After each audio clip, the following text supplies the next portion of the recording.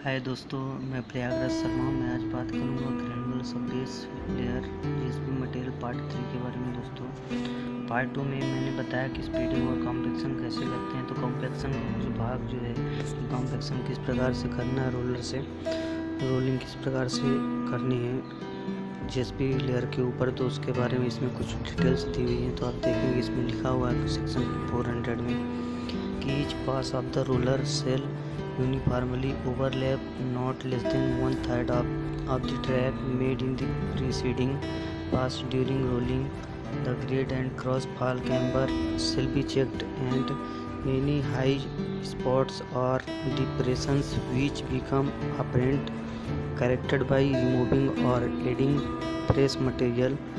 The speed of roller shall not exceed 5 km/h.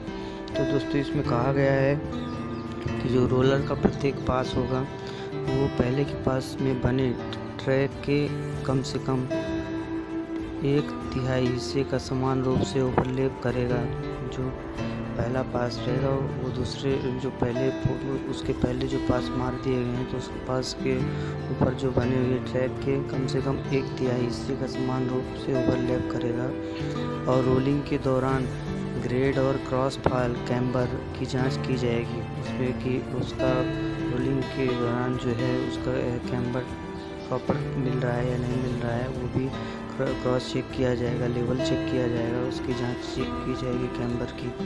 और किसी भी उच्च धब्बे या अवसाद जो स्पष्ट हो जाते हैं, और यदि कहीं भी ऐसा लग रहा है कि मटेरियल्स कम है और उसके कारण कुछ धब्बे स्पॉट्स दिख रहे हैं, स्पॉट्स दिख रहे हैं, तो उसमें फ्रेश मटेरियल को हटाकर या जोड़कर ठीक किया जाएगा। तो वहाँ यदि ज़्यादा है मटेरियल तो उसको हटाया जाएगा, यदि कम है तो उसमें ऐड किया जाएगा, जोड़ा जाएगा फ्रेश मटेरियल्स को, और उसको ठीक किया जाएगा। उस हाई स्पॉट्स को ठीक किए जाएंगे। डिप्रेशन है यदि वहाँ, तो उसको ठीक किया जाएगा।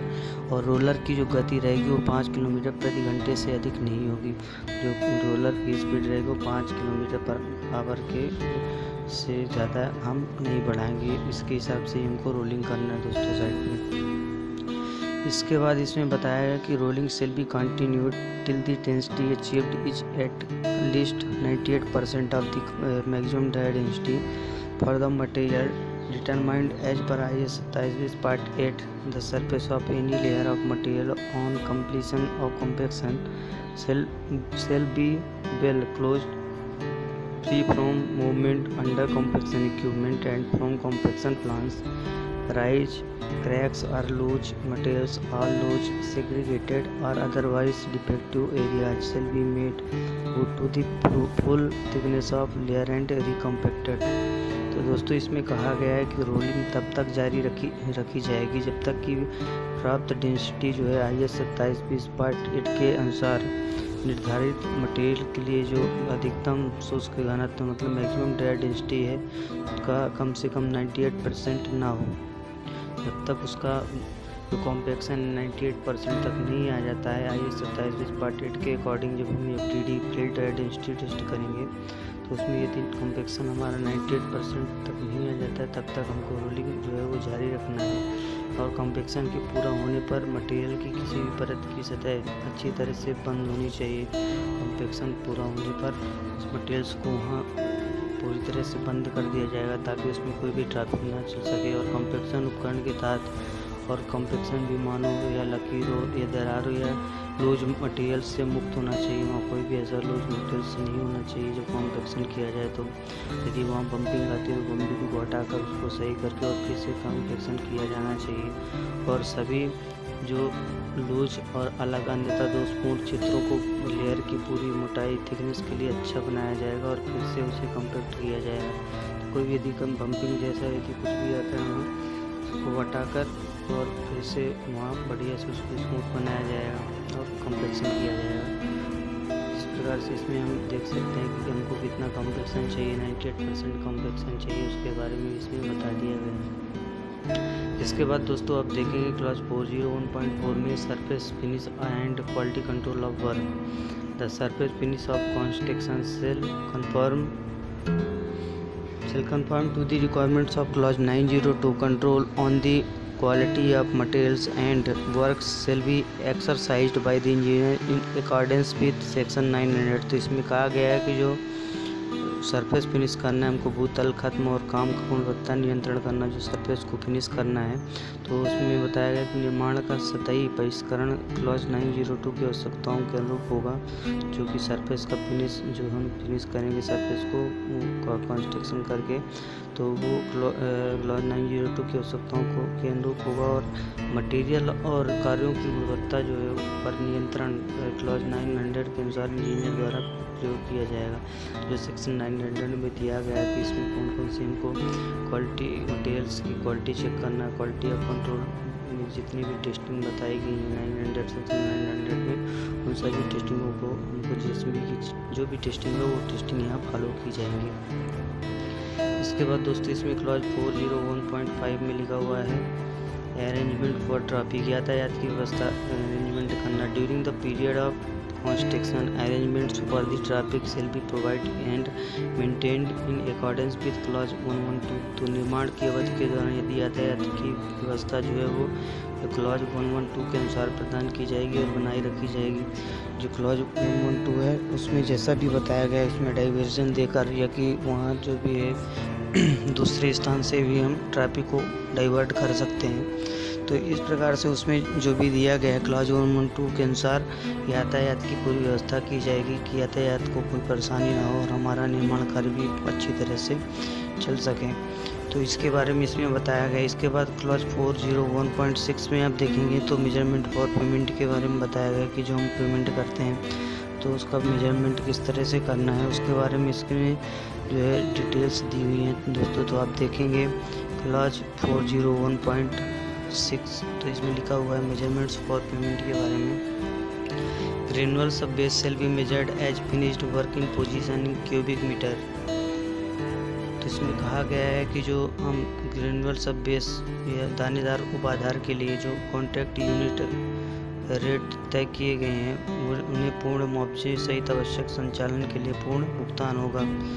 जो भी उसमें जो दानेदार उपाधार को घन मीटर में स्थिति में तैयार कार्य के रूप में मापा जाएगा। इसमें जो है जो भी हम जीएसबी डालेंगे साइट को हम उसको क्यूबिक मीटर में मापेंगे, क्यूबिक मीटर में हम उसको फिनिशिंग करके और वर्क को और क्यूबिक मीटर में मापेंगे और उसका भुगतान किया जाएगा साइट पे।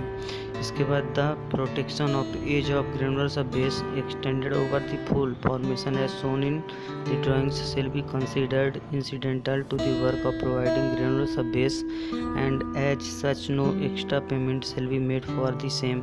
इसमें कहा गया कि जो ड्राइंग में दिखाए गए अनुसार पूर्ण गठन पर विस्तारित जो ग्रेनुलर सब बेस के किनारों की सुरक्षा को ग्रेनुलर सब बेस प्रदान करने के लिए के कार्य के लिए प्रासंगिक माना जाएगा और इस तरह इसके लिए कोई अतिरिक्त भुगतान नहीं किया जाएगा। उसमें जो है कि उसके किनारे उसके स्लोप वगैरह या उसके फुल फॉर्मेशन लेवल और ड्राइंग्स के हिसाब से बनाए जाएंगे और उसमें कोई भी एज में कोई भी परेशानी आती है एज को प्रोटेक्ट करना ये सब जो है जिम्मेदारी कॉन्ट्रैक्टर की होगी। उसमें कोई अलग से भुगतान नहीं किया जाएगा, ये उसी जीएसबी में ही ऐड किया जाएगा और जीएसबी का भुगतान केवल क्यूबिक मीटर में ही किया जाएगा। इसके बाद दोस्तों क्लॉज 401.7 में देखेंगे तो इसमें लिखा हुआ रेट्स के बारे में। The contract unit rate for granular sub base shall be payment in full for carrying out the required operations including full compensation for। इसमें कहा गया कि जो ग्रेनुलर सब बेस के लिए कॉन्ट्रैक्ट यूनिट रेट जो है वो पूर्ण मुआवजे सहित आवश्यक संचालन के लिए पूर्ण भुगतान होगा। तो कौन कौन सी चीज़ें हैं तो इसमें नीचे लिखी हुई है कि making arrangement for traffic to clause 112 except for initial treatment to works shoulders and construction of diversion. तो इसमें कहा गया है कि जो अच्छाधार को छोड़कर क्लॉज इसमें क्लॉज 112 पर यातायात की व्यवस्था करना और इसके जो शोल्डर्स हैं वर्ज हैं किनारे हैं उनका उपचार मतलब उनका जो है यदि वो खराब हो चुके हैं तो उनका उपचार करना और डाइवर्जन का निर्माण करना ये सब इसमें शामिल होगा। इसके बाद इसमें supplying and all materials to be incorporated in the work including all royalties fees rents where applicable with all leads and lifts. तो इसमें सभी सही काम में शामिल होने वाले सभी मटेरियल्स की आपूर्ति सप्लाई उनकी रॉयल्टी, शुल्क, किराए और जहाँ सभी लीड और लिफ्टों के साथ उसमें लागू होंगे कि कहाँ से हम मटेरियल्स ला रहे हैं, कहाँ हमको मटेरियल से ट्रांसपोर्ट करना है, कहाँ डालना है उसको। तो उसकी जो भी रॉयल्टी है, जो भी फीस है, उसकी गवर्नमेंट रॉयल्टी जो लगती है मटेरियल्स की, वो भी उसमें होनी चाहिए। उनके भी रेट्स जो है वो तय किए जाएंगे।